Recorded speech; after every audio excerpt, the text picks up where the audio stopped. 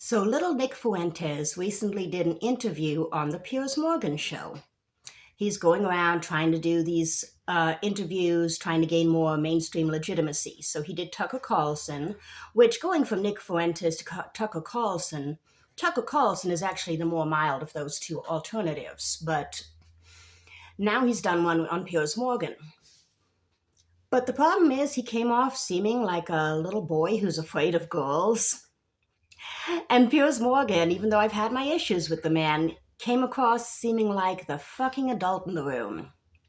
Now, if you are so blessed as to not know who Nick Fuentes is, the angriest elf in the world here is the incel, self-acclaimed Yahtzee mustache man leader of the Goipers, which is a far-right group of angry young men who think that Trump and MAGA are just too liberal. They're too mainstream.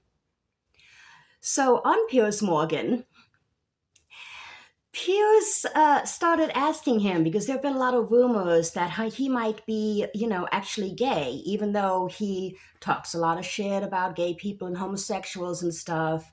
Some of the other things that he says sound very homoerotic, such as when he was talking about Gavin Newsom. And he kept calling him handsome. But in this interview, they got on the subject of women. But are you actually attracted to women? I am attracted to women. You're not gay? No. But I will say that women are very difficult to be around. Oh, well, that clears it up. So he's not gay. He just likes boys and doesn't like girls and thinks they're icky and gross and doesn't want to be around them. That makes total sense. And do you think they should have the right to vote? I do not. No, absolutely not. Oh, he doesn't want to let girls in his He-Man boy club. They should stay at home? Well, yeah, absolutely. Oh, you're an angry little elf, aren't you? You realize that if women stay home, you're going to have to spend more time with them, right? That's where they live. That's where you live. You might even have to touch them.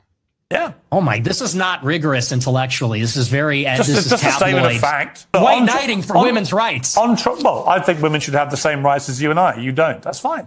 Put on the pink hat, bro. Put on the pink hat. We're waiting. What's the pink hat for? For the march, for the women's march. So he says the conversation lacks intellectual rigor, and then starts going, put on a pink hat, bro. What do? Carry tampons like a fucking 12-year-old.